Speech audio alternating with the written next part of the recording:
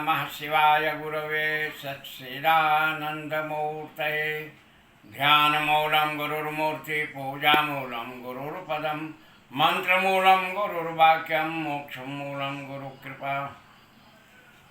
आज मैं मूर्त और अमूर्त इसके ऊपर अपना विचार समाज के समक्ष रख रहा हूँ। मूर्त क्या है, अमूर्त क्या है? वह परम ब्रह्म परमात्मा जो संपूर्ण सृष्टि का कारक है, कारण तत्व है और संपूर्ण सृष्टि में व्याप्त है।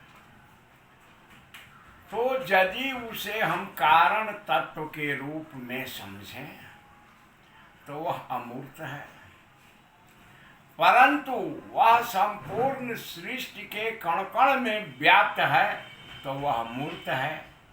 इसलिए परमात्मा मूर्ति से परे भी है, मूर्ति के अंदर भी है।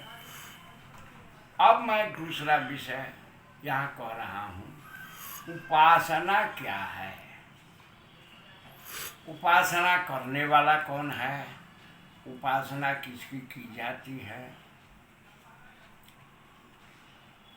तो उपासना करने वाला जीव है।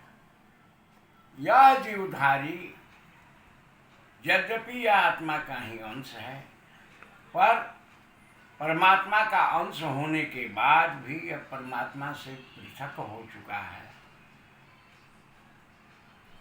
जन्म जन्मांतरों में विभिन्न अच्छे बुरे संस्कारों का आवरण ओढ़ते हुए यह उससे पृथक रूप में अवस्थित हो चुका होता है और इसे ही जीवात्मा कहा जाता है। तो उपासना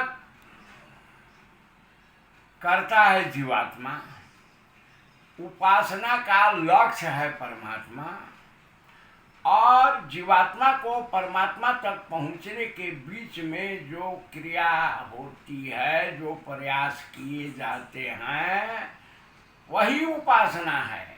यही उपासना का रहस्य है। तब यहाँ विवाद उठता है कि परमात्मा मूर्त है या अमूर्त है। तो परमात्मा मूर्त भी है, चूँकि परमात्मा सृष्टि के कण कण में विद्यमान है, हर जीवात्मा में विद्यमान है, तो परमात्मा मूर्तिमान भी है। परंतु संपूर्ण सृष्टि का कारण तत्व है तो वह अमूर्त भी है। तो मूर्त और अमूर्त के बीच में विवाद करना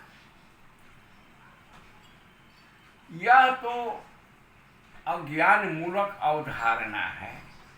जिस ढंग से हमारे भारत देश में पश्चिमी क्षेत्रों में, पंजाब, राजस्थान इत्यादि जगहों पर रोटी खाने की प्रथा है, वे लोग रोटियां खाते हैं।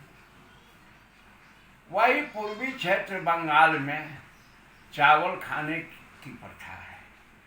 अब कोई पंजाब का निवासी कहे कि चावल खाने की वस्तु ही नहीं है, कोई बंगाली कहे कि रोटी मनुष्य का भोजन नहीं है, तो यह उनके अंदर निहित द्वेष का परिचायक है, उनके मानसिक अहंकार का परिचायक है।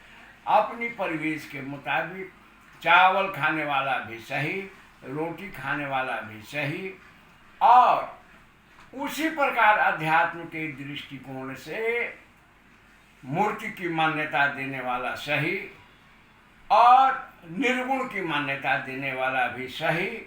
पर दोनों के बीच में विवाद जो खड़े होते हैं, इस जीव के अंदर निहित अहंकार और द्वेष के कारण हैं।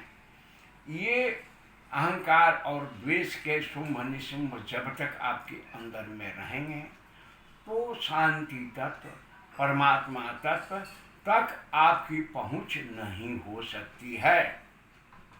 यह मूर्त और अमूर्त का रहस्य है। तब यह है कि दोनों में थोड़ा अंतर है। मूर्ति की स्थूल उपासना होती है, जैसे हम जो शरीरधारी हैं, मैं भी शरीरधारी हूँ, मैं शरीरधारी की उपासना करता हूँ, तो शरीर के आवश्यक चीज़ें उनको भाव के साथ अर्पित किया जाता है। यह पद्धति पूजा की पद्धति होती है।